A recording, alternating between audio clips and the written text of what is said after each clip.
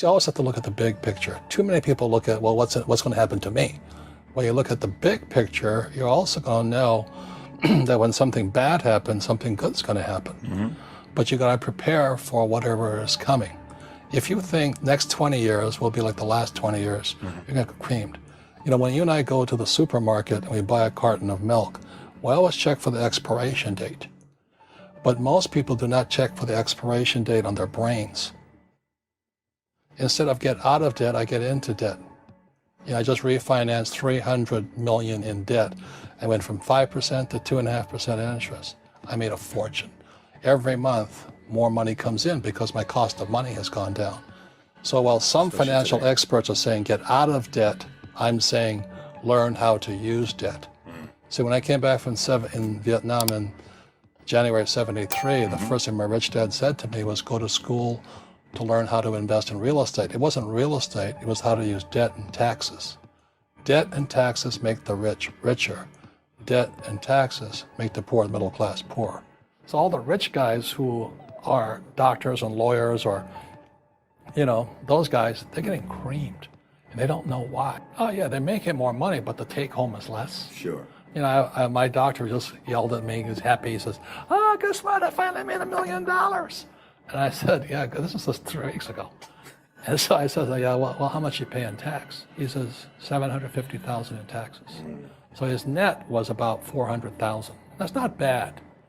But when I make $1 million, I keep $1 million. And the reason is because I don't make it by working for money. See, if you work for money, you're taxed. So that's why lesson number 1 in Rich Dad, Poor Dad is the rich don't work for money. What we do instead is we create businesses as entrepreneurs. We acquire real estate. I don't want to invest in the stock market. Okay. So the reason is because as entrepreneurs, I have more control over my income, how much I make, and how much I pay in taxes. And because I'm an entrepreneur as well as an investor in real estate, I pay 0 tax. So every time I make, let's say, $1 million as an entrepreneur, I immediately invested in real estate and have a 4-to-1 step up. So I put $1 million in real estate, I get $4 million from the bank. That's why I love banks. But the banks are screwing everybody else, you know, terrible. But it's good for me. You see, debt and taxes make the rich richer. And debt and taxes make the poor middle class poorer. When we have obsolete ideas, we get obsolete results. So what's happening for most people, the idea of going to school, getting a job, working hard, saving money, getting out of debt, buying your house because it's an asset, and investing for the long term, is obsolete. The world has changed. The world changed in 1971 when President Nixon took us off the gold standard and money became debt. Today, the banks are charging you interest to save money. In other words, banks don't want your money because they printed too much of it. And that's why there's this bubbles in stocks and bubbles in real estate and all this. People are dumping the cash because, as I said in here, savers are losers and cash is trash. And yet people are, well, I want a high-paying job. Well, that's an obsolete idea. Get out of debt is an obsolete idea. You should learn how to get into debt, how to use debt to get rich, and they'll never teach you about taxes. The reason the 1% is way up here and the 99% are going this way is because when you print money, 2 things happen: inflation and taxes. It's crushing them. And any entrepreneur thinks, I'm just going to make money, I'm going to start a business and make a lot of money because of what we talk about. They really have got to smell the roses, man. You know, that's not what the real entrepreneurs are doing. Most entrepreneurs, there's 28 million small business owners in America. 24 million are what are one-person entrepreneurs. They're called non-employee entrepreneurs. So and that's what happens is when people don't really understand what an entrepreneur does. So most big people are self-employed, but they're not really entrepreneurs. The self-employed pay the highest taxes of all, and nobody tells them that. Yeah, it's also called the entrepreneurial spirit, but what we were actually talking about was there's no such thing as a bad economy. You know, there's external, you and I, we all have an external economy, but we also have an internal economy, and the willpower is to change our internal economy. So for me, I can see the good and I can see the bad. I don't really give a damn because I'm going to be rich anyway. But a poor person with a poor personal economy, all they're going to see is a bad economy because they don't know how to make money in any economy. And a middle class person, they have a middle class economy. What they want is a nice house, a steady paycheck, and the job and the car. And so when you take their job away, to them, that's disaster. Well, since an entrepreneur doesn't have a job anyway, it's no big deal. So all I'm saying to people, and it's what Bucky Fuller taught me, is always two sides, you know what I mean? Unity is plural, at minimum two. So if you think the economy is bad, it's because your economy is bad.